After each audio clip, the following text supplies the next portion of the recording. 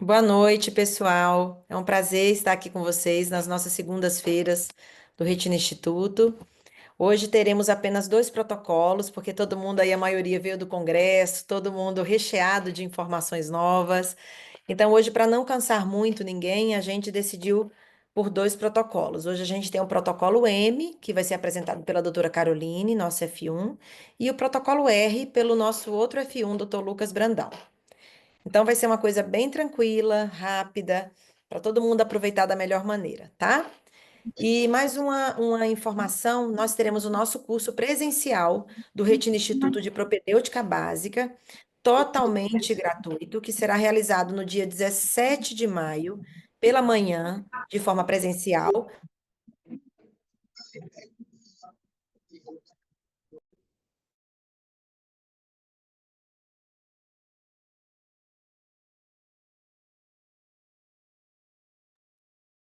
Você ficou sem áudio? Deixa eu retornar aqui para você. Peraí. Aí. Então, será uma oportunidade para nos conhecermos melhor, para a gente trocar informações. É uma energia muito bacana nos nossos cursos e será um prazer receber vocês conosco, tá bom? Então, começando hoje com a nossa primeira aula, a doutora Caroline, por favor.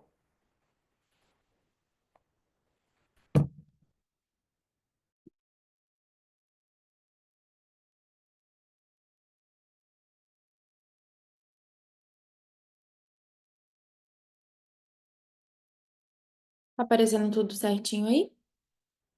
Tá? Tudo ok. Boa noite a todos. Meu nome é Caroline, eu sou fellow do primeiro ano do Retina Instituto. Hoje eu vou iniciar a noite falando sobre o protocolo M, que foi um protocolo que foi desenvolvido entre o ano de 2011 e 2014. Eles viram então que a otimização do controle glicêmico ela era essencial para reduzir as complicações relacionadas ao diabetes, e acredita-se que um dos fatores relacionados ao próprio descontrole glicêmico era a falta de informação sobre as possíveis complicações. E uma das estratégias para melhorar esse controle é aproveitando alguns fatores conhecidos, por exemplo, o medo da perda visual.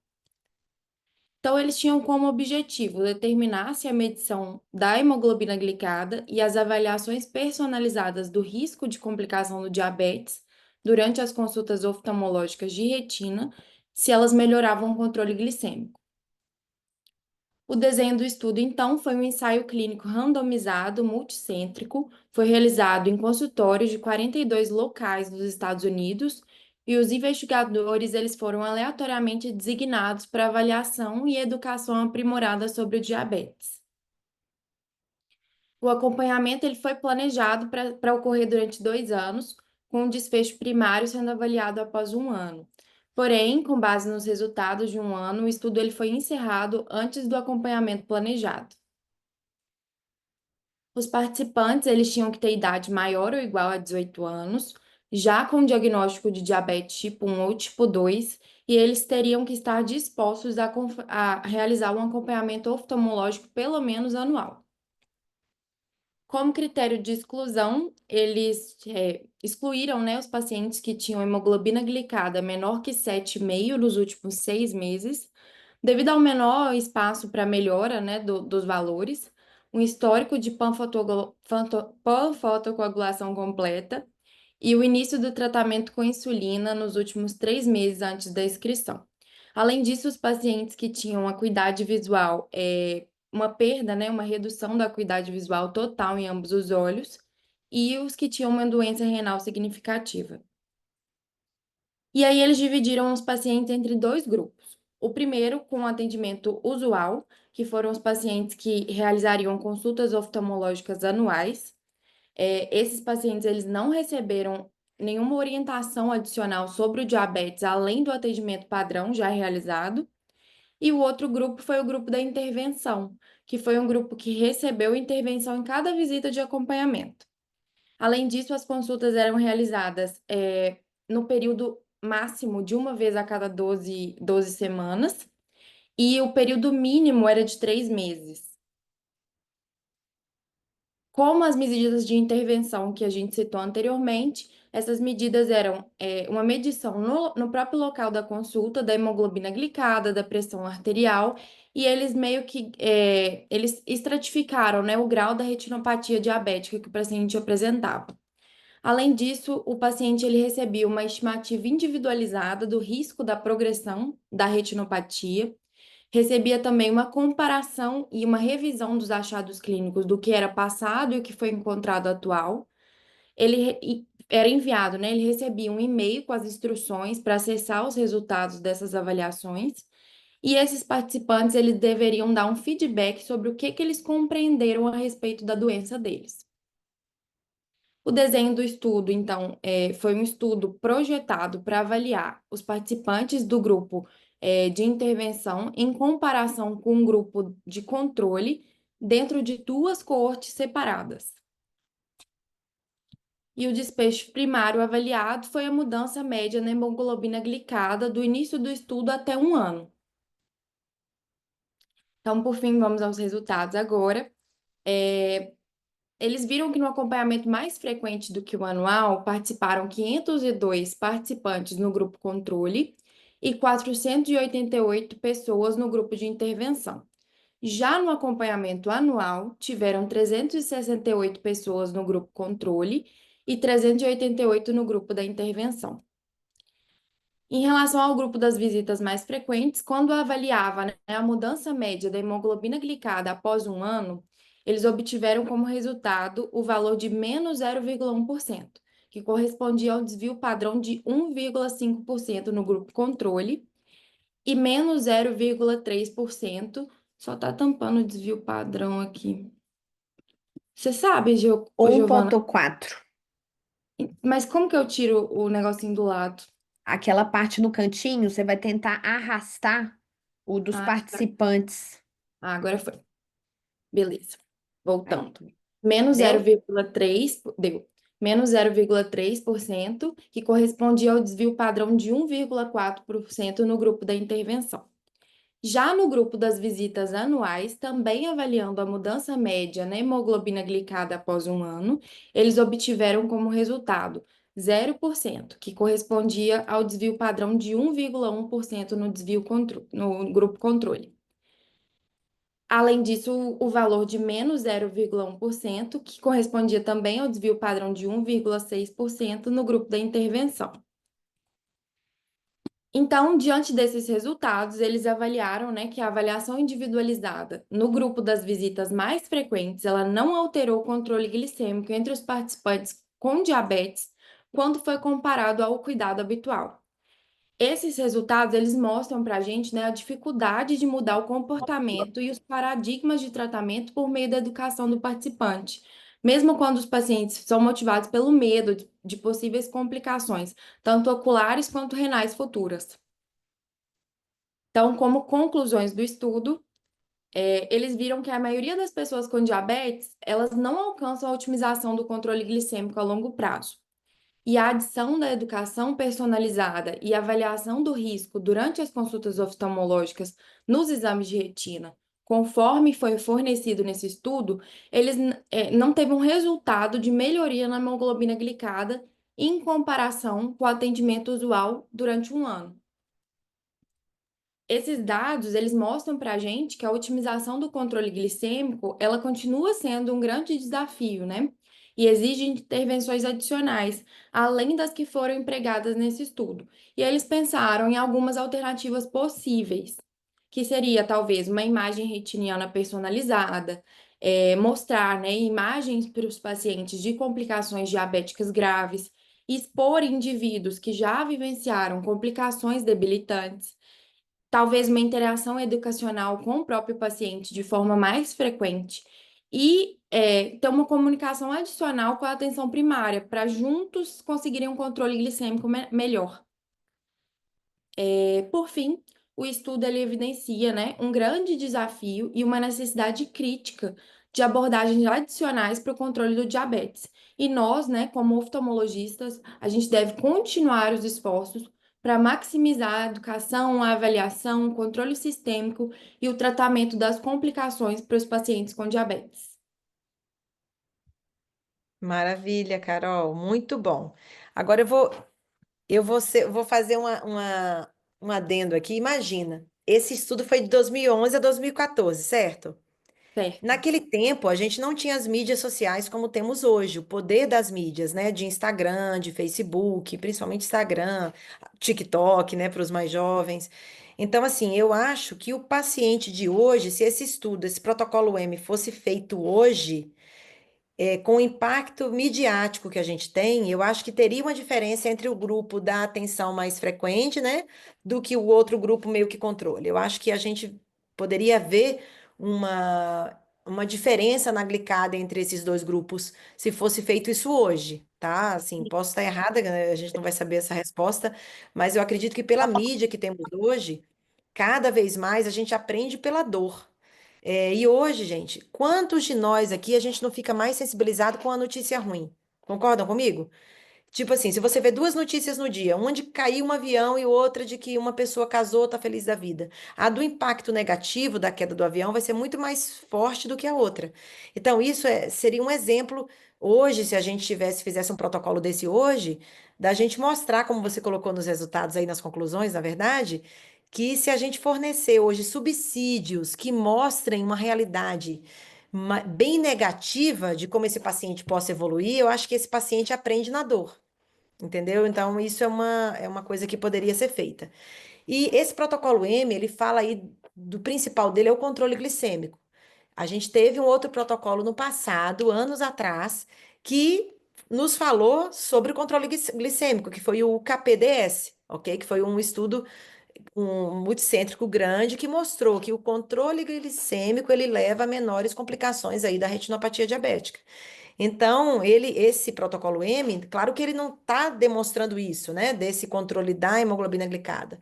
Ele veio mais para nos mostrar como a educação do paciente diabético pode fazer diferença, que não fez aí, né? Não mostrou diferença, mas que se fosse feita nos dias de hoje, às vezes a gente poderia ter visto algo diferente do resultado que foi publicado. Mas é isso. Sim. Alguém quer falar mais alguma coisa sobre isso, Gi? Só uma observação, Isabel? Pedro. Uma das coisas que eles usaram como forma de controle dessa hemoglobina glicada era enviar um e-mail para os pacientes para eles poderem ler algumas orientações e darem algum feedback. Dentro disso, só 40% dos pacientes que foram estudados deram, né, forneceram um e-mail. E desses 40%, só 74 leram o e-mail que foi enviado. Então, talvez Tá isso vendo? veja o tanto que é É. diferente. Hoje em dia, todo mundo tem e-mail, hoje em dia, todo mundo tem acesso à internet. Uhum, exatamente. Muito Excelente interessante, muito bom, Carol. observação. Era isso, é aprender não só com os resultados, né, Carol? Excelente essa sua observação, porque o resultado desanima a gente um pouco, né? Se for Uhum, pensar a grosso modo, fala, poxa, eu estava na esperança de que fizesse para que tenham mais estudos que mostrem o papel do oftalmologista na doença sistêmica desses pacientes. A gente sabe na vida real que a gente faz a diferença, né? Mas é isso, às vezes a maneira de abordar esses pacientes tem que ser diferente. Não concluir que não faz, né? Então, é igual a sua chamada mesmo. É só a gente lembrar que, apesar de um resultado negativo, a gente tentar ver outros meios, igual você falou, né, Tê? Hoje muita coisa poderia ser é, diferente. Às vezes, não um e-mail ali ao muita vivo com o coisa. paciente mesmo. Mostra para ele Uhum, uma figura ali na hora, para a gente usar isso na nossa prática diária mesmo. Fala, olha aqui como é que você exa- pode ficar. É um estudo que mostra meio a nossa vida real mesmo, né? A luta que é, né? verdade. Sim. Bem, então agora vamos para o próximo, né, e o último protocolo da noite, que é o protocolo R, que vai ser apresentado pelo Dr. Lucas. Então, boa noite a todos. Deixa eu colocar aqui minha apresentação. Ia. Tá, tá dando para todo mundo ver? Sim, só o modo de apresentação. Aí. Foi agora? Beleza. Então, boa noite a todos novamente. Eu sou o Lucas, fellow do Retina Instituto do primeiro ano, e eu vou falar hoje do protocolo R. Esse protocolo foi publicado em 2015, né, sobre o uso do nepafenaco em olhos com edema macular diabético que não foi central, ele é um trabalho que foi um ensaio clínico randomizado, multicêntrico e duplo cego, de fase 2, conduzido pelo próprio DRCR, em 43 locais de pesquisa clínica nos Estados Unidos. Esse trabalho ele é bem interessante porque ele colocou como critério de inclusão pacientes com mais de 18 anos de idade, diabetes tipo 1 ou tipo 2, com pelo menos um olho com edema macular não central, ou seja, que não acometesse aquela área central ali até 3.000 micras de distância da mácula. E com acuidade visual melhor do que 20/30, né, ou equivalente, ou a medida pelo protocolo.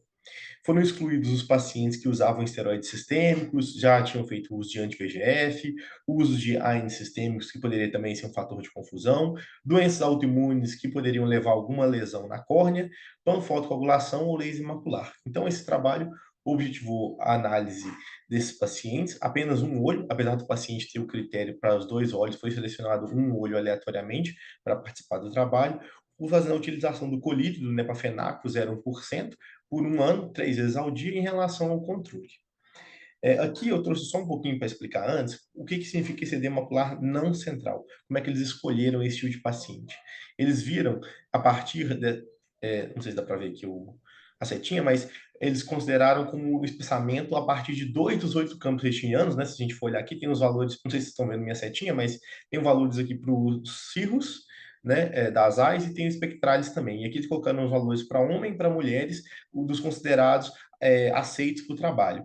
Né? Então, assim, 2 dos 8 campos retinianos com valor acima do limite, ou um campo retiniano com espessura maior ou igual a 15 micra, dentro do limite do aparelho, considerando os dois desvios padrões normais, o paciente estava elegível para entrar nesse trabalho. Então, teve um critério de seleção bem estruturado para selecionar esses pacientes. Então, assim, igual eu falei aqui, eles fizeram primeiro um controle com 30 dias de uso do lubrificante para poder ver a adesão desses pacientes. Né? Eles pegaram esses pacientes e fizeram que eles utilizassem o lubrificante 3 vezes por dia de forma adequada e também fizeram o peso do frasco do colírio para poder ver a adesão. Os que tinham mais de 80% do peso que foi perdido, né, assim, que foi utilizado, mostrando que o paciente realmente usou o colírio de fato, seja o lubrificante, ele pôde ser elegível também para o trabalho.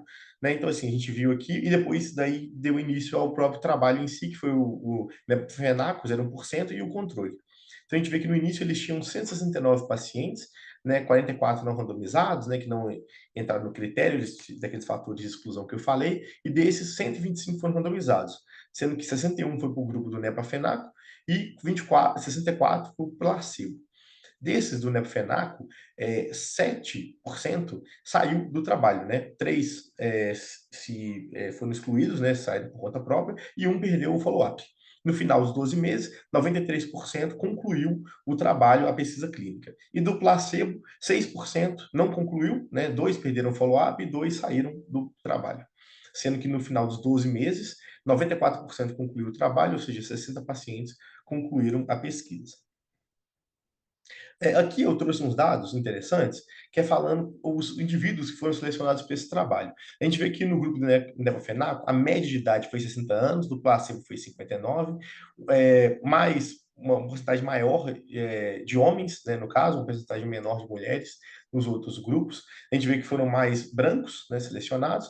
Em questão do diabetes, mais o diabetes tipo 2, também que entrou nesse grupo. E aqui é uma coisa interessante que o trabalho trouxe também, mostrando a pressão, a PIO, né, que foi uma média ali de 16, né, considerando o desvio padrão também.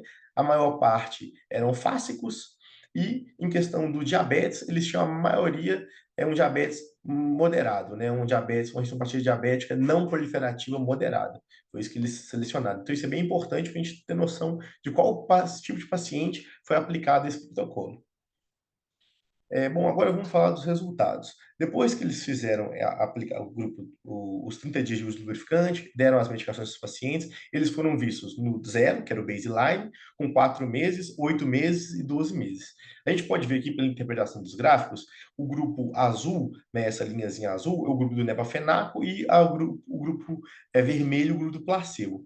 A gente vê que nessa faixa, tanto nos dois gráficos, essa faixa de variação é muito grande. o que mostra que eles não tiveram um valor P significativo em ambos os grupos estudados, ou seja, uma variação muito grande do uso da medicação para esses dois parâmetros que eu vou falar agora. O primeiro foi o volume do OCT retiniano, ou seja, a espessura da área estudada. E a outra foi a variação dessa espessura estudada durante o período de um ano.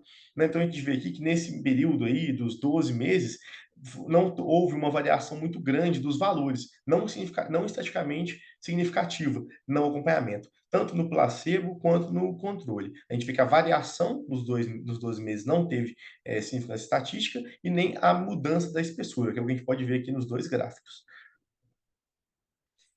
Por fim, eles também trouxeram, né, não foi o objetivo principal do estudo, mas sim um objetivo secundário, a questão das complicações corneanas do uso do colírio por tanto tempo. Aqui eu trouxe uma tabela do próprio trabalho, falando de algumas queixas que os pacientes referiram durante o uso das medicações. Então a gente vê a questão de floaters, o olho seco, o olho dor ocular, o olho lacrimejando, a conjuntivite alérgica, e assim, e outras demais queixas. Nesse trabalho como um todo, não houve uma diferença entre as queixas apresentadas pelos grupos. Né? A gente vê que um caso isolado de úlcera corneana periférica aconteceu no grupo do Nepafenaco, mas foi um paciente que já tinha um olho seco prévio, usou o colírio dos dois olhos de forma inadvertida. Então, assim, esse foi só um caso mesmo de todo o grupo, então a gente nem considera tão relevante assim nesse caso. Mas as queixas foram semelhantes. E outra coisa que o trabalho traz, que é bem interessante, é que não houve alteração na PIO de ambos os grupos. Esse paciente em questão, que teve a úlcera de córnea, foi tratado adequadamente, foi rapidamente identificado e evoluiu bem no final do trabalho. Por fim, a conclusão do trabalho, ele trouxe o seguinte, que não foi um estudo que avaliou a segurança, como eu falei anteriormente, e pareceu que o colírio foi bem tolerado. Tanto o nepafenaco quanto o lubrificante, né, não teve queixas significativas dos pacientes durante o uso do trabalho. Esse trabalho ele mostrou que o nefenaco, apesar de não ter mostrado evidência significativa para reduzir o edema macular periférico, né, não teve uma redução significativa, não quer dizer que para o edema macular central no paciente diabético pós-faco não tem resultado também. Não foi isso que ele trouxe o edema periférico. Realmente não teve significância estatística. E outra coisa,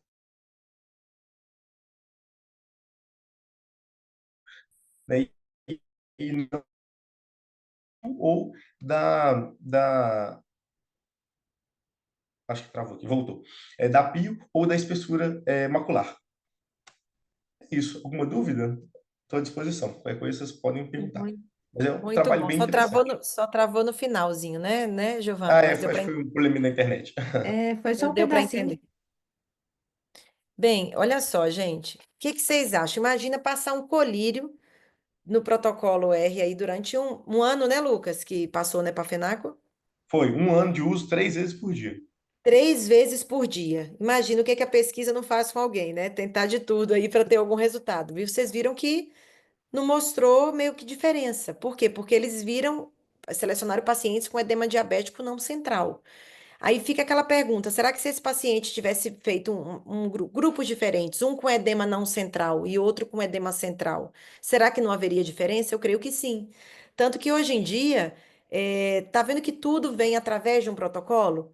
Hoje em dia, muita gente que vai operar de uma cirurgia de catarata e é um paciente que seja diabético, eles usam anti-inflamatório não esteroide uma semana antes da cirurgia. Tudo isso com base em quê? Nesse protocolo R que mostrou o possível uso de um anti-inflamatório não esteroide para edema macular diabético, mesmo que sendo não central. Então, essa ideia que a gente tem hoje, quantos de nós aqui às vezes já não usou? Eu mesma uso para pacientes que vão operar de catarata, eu passo para ele um anti-inflamatório não esteroide antes da cirurgia dele de catarata, tendo ele edema macular diabético central ou não. Então, isso vai depender de cada um.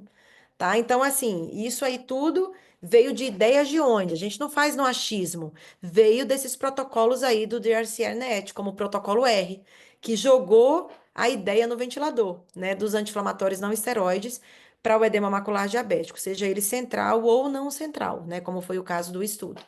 Então, eu acho que tudo bem que no estudo aí não houve diferença, porque realmente poderia ter feito com dois grupos diferentes, um com edema e outro sem, mas a gente hoje, vários de nós aqui, usamos anti-inflamatórios não esteroides antes da cirurgia de catarata para paciente diabético.